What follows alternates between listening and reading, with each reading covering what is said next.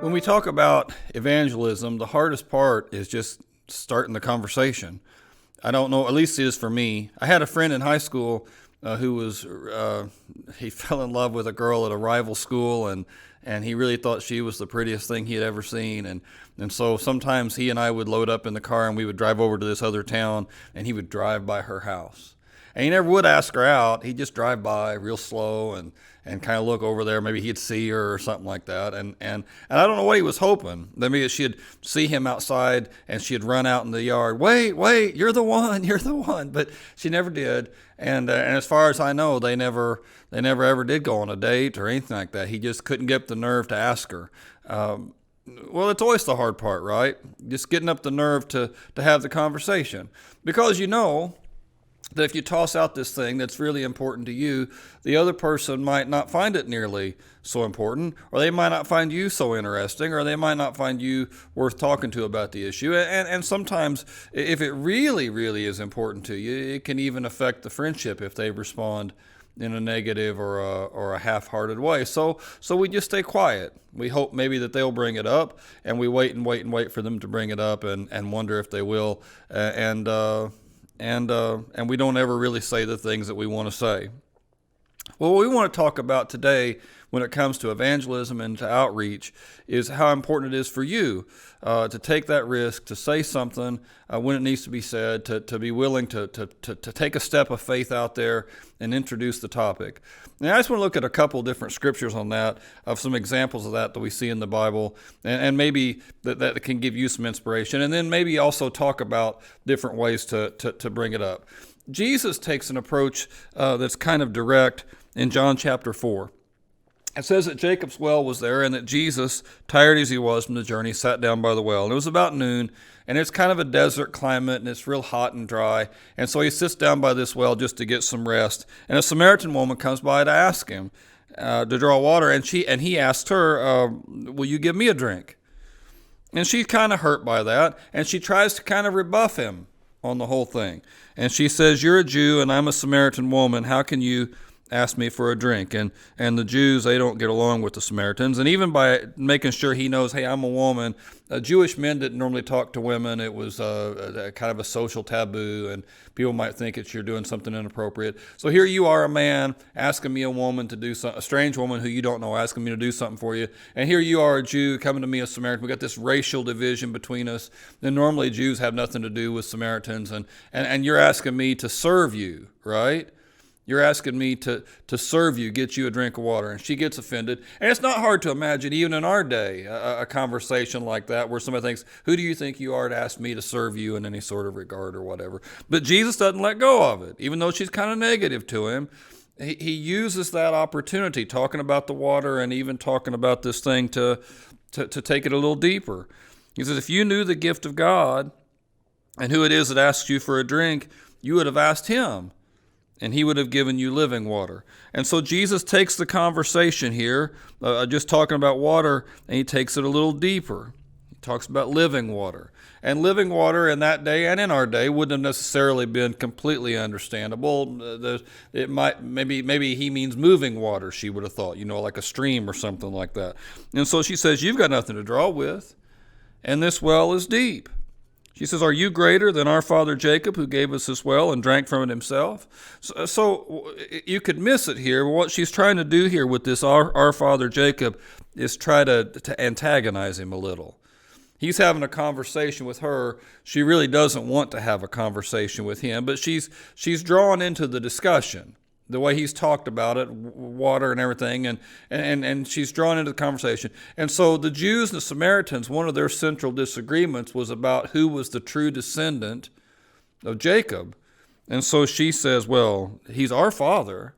He's the one for us who really gave us the well, drank from himself, and so he's really more our legacy. And she's trying to bait Jesus, get him mad, and maybe switch the argument. And Jesus doesn't get mad. He kind of ignores. You don't see Jacob pop up anywhere in this whole response. He says, anyone who drinks this water will be thirsty again, but whoever drinks the water I give will never thirst. Indeed, the water I give them will become a spring of water welling up to eternal life. So he's letting her know that I'm not really just talking about water here. I'm talking about something a little deeper than that. And so she says, well, give me that water and I won't have to be thirsty ever again. And this is more of a dismissive thing. Earlier, she's trying to get him to argue, try to get him off his game. Now she's just trying to say, okay, well, great. Wouldn't it be great if we all had that kind of water? And just kind of end the conversation. And so Jesus changes the subject. Now, when we talk about evangelism approaches, this, of course, would be something pretty hard for you to pull off because Jesus has that supernatural knowledge. But we still can draw some lessons from it. Jesus tells her, go call your husband and come back. I have no husband, she replied.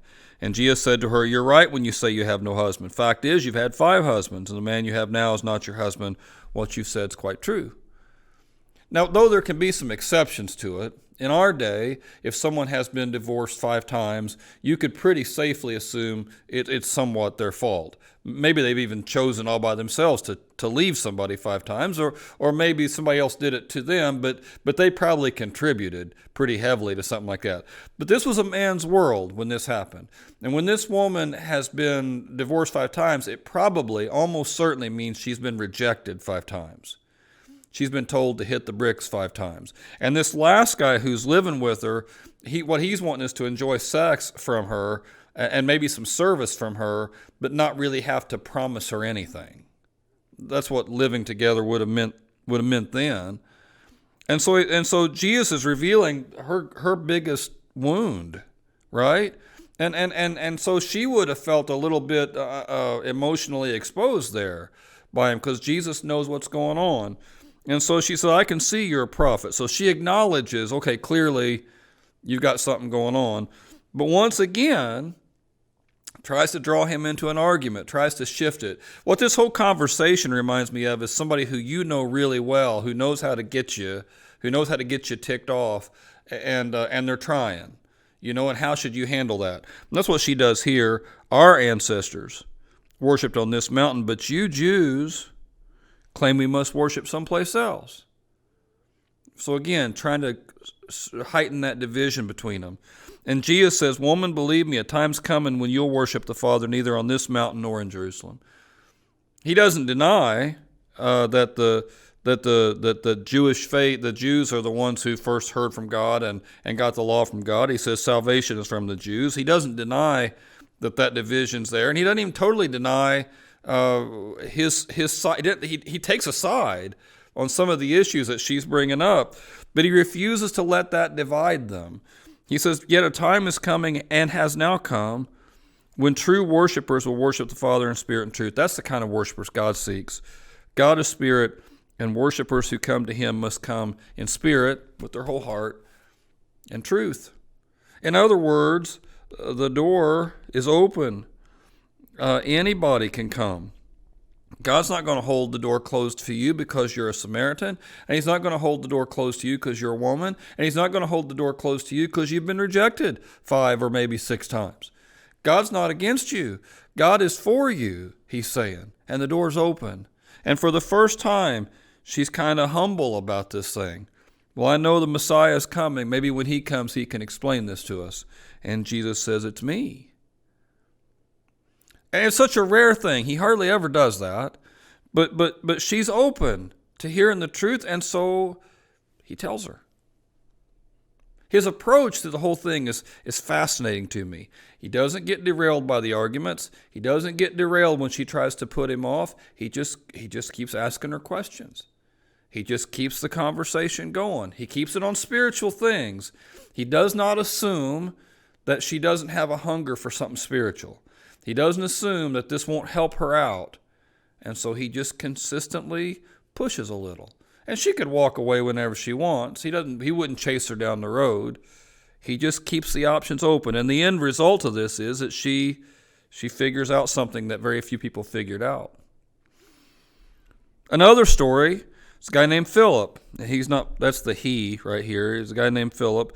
And Philip was on his way. And while he's on his way, and this kind of Matthew chapter 28 says, as we're on our way, as we go, make disciples. And so now Philip, he's on his way, and he's got this commission from Jesus, like all of us do, to make disciples wherever you go. So he's on his way, meets an Ethiopian eunuch. So again, it's a racial division. Philip's a Jew, and he meets an Ethiopian eunuch. And a eunuch is someone who's been castrated so that he could serve in the royal court of in this case, the queen of the Ethiopians. So he's probably dressed very well. He's probably very rich. He's high up in the government of the Ethiopians. And he sees this guy. And he had gone, the man, the eunuch, had gone to Jerusalem to worship. Now he's on his way home. And he's sitting in his chariot, and it's probably, a Lincoln or a Cadillac or a BMW of its day, right? It's one of the very nicest cars, the very nicest ways to get around. And Philip's just on his way, and he sees the guy in his chariot over there, and he's reading the book of Isaiah, the prophet. A lot of people today have Bibles. Very few people had the printed word in that day. So here's a rich man, right? And he's got a copy of Scripture, maybe something that Philip's not even seen outside of a synagogue ever. And here's this guy's got his own personal copy, and he's reading it. And it says the Spirit told Philip, go over there and see what's going on. Now, how I think that happened was not an audible voice. It was something he felt, that God was needling him. And I think Christians feel that sometimes. You're kind of walking along and you feel this nudge. Hey, you should go say something to them. Hey, you ought to go over there and figure out what's going on. Hey, you ought to, see if you can help. Hey, you ought to offer, to make a difference there. And that's what Philip feels. So he does it. He just walks over there to the chariot and tries to see what's going on. As he ran up to the chariot, he heard the man reading Isaiah the prophet. So the guy's reading, but he's reading out loud. He's trying to decipher what he's reading.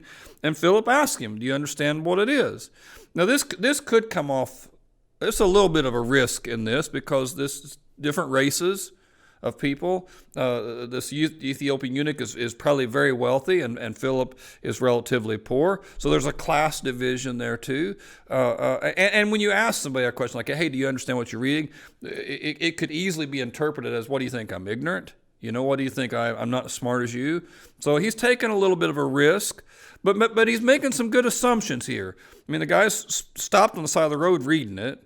He's clearly puzzling over something here, and he's felt this prompting in his heart from God to go and see what's going on. And all those things push him to take that risk. Do you understand what you're reading? And the Ethiopian said, well, how can I unless someone explains it to me? So he invited Philip to come and sit with him. And Philip's dressed like a Jew, and he's reading a Jewish scripture. It's not wildly out of line for him. Well, help me. What do you think it means? And this was the passage that the guy was reading. And I got it in italics here. He was led like a sheep to slaughter, as a lamb before the shearers is silent, so he didn't open his mouth. In his humiliation, he was deprived of justice. Who can speak of his descendants? His life was taken from the earth. And this is all out of Isaiah 53. And the guy's reading it. And so he asks Philip, well, tell me, who's that prophet? Who's Isaiah talking about there? Himself or someone else? And so Philip starts right there with that verse and starts telling about Jesus, which is the goal right of all of it. And you can see, maybe you've never read this verse here behind me, but you can imagine, you can see how that could be about Jesus, don't you? Led like a sheep to the slaughter, did not open his mouth. We know the story about Jesus. He didn't defend himself. He didn't protest, right? He's talking, and actually this whole chapter in the Old Testament is an interesting chapter to look at, to see a prophecy about Jesus and how it came to be. And so Philip starts right there. Well, yeah, this is about Jesus. And again, this is not that far after Jesus' crucifixion. It's not that far after Jesus came out of the grave. People were already talking about Jesus. And so Philip makes the obvious connection there. And it works. Right after that, the Ethiopian says, well, what's keeping me from being baptized? And it made a big difference. Takes a little bit of a risk, just like Jesus with the Samaritan woman, takes a little bit of a risk. But once you take that first leap there, you never know what God might do. This is what Paul encouraged. Paul says, I'm free. I belong to no one. Yet I've made myself a slave to everyone so I can win as many as possible. This is the hurdle that we're under, all of us, all the time. You're free. Your day is your own. You don't have to do anything with it you don't want to do. And even as a Christian, that's somewhat true. You're free. If you say, well, that's not really something I want to take a risk on right now. That's not really something that I want to be part of right now. You're allowed to do that. I mean, you're free. You don't have to do it. But Paul says, and this is what you've got to weigh out too, Paul says, my life has made more sense as I've done it. But by saying this thing, he's encouraging them to do it too, right? I have found that my life makes more sense this way. This is the life that Christ has called me to. I didn't have to do it, but it's the life that I've been called to in Christ. And this word slave, you don't want to minimize a word like that. I mean, I see somebody else and I on purpose think, well, how can I serve them? How can I lift them up? How can I help them figure these things out? He says, to the Jews, I became like a Jew. To those under the law, I became like one under the law. Even though I'm not really under the law, I wanted to win them. So Paul says, I may not be as beholden to Sabbath rules or rules about circumcision or certain dietary laws like I used to be, but to those who are like that and who respect those things, I'll respect those things as long as I'm with them. And we see in other places in the Bible where Paul would go to the temple and pay his dues for different things or pay for a Nazirite vow or how he took his own vows. Paul didn't totally abandon his Jewishness. And when I'm with people like that, I make sure that I let them know I'm with them. He says, when I'm with those who don't have the law, so people who aren't Jewish, well, I become like that. Even though he says I'm not really free from God's law, I'm trying to be a good person. I try to do the things God asked me to do, the moral things God requires. I still try to do those things. But I want to win those people outside the law. He says, to the weak I became weak to win the weak. I have become all things to all people so that by all possible means I might save some. I do it for the sake of the gospel so I can share in its blessings. One day we're going to stand there with God and our lives are going to be revealed for what they were. And in that moment, when we're standing with God in heaven, some of our pursuits are going to seem a little more shallow and a little more vain. I mean, it's certainly good to have a nice car, and it's okay to have a great house, and there's nothing wrong at all with trying to get that promotion. But on the other side, in eternity, those things are going to look different than they do here. They are, and we're going to have all eternity to reflect on that difference. On the other hand, if you can speak to anybody about Jesus and they make a decision to follow after the Lord, that's an eternal thing. I mean, your car won't even last that long in this life, let alone the next. But when you reach somebody for Jesus, that's an eternal thing.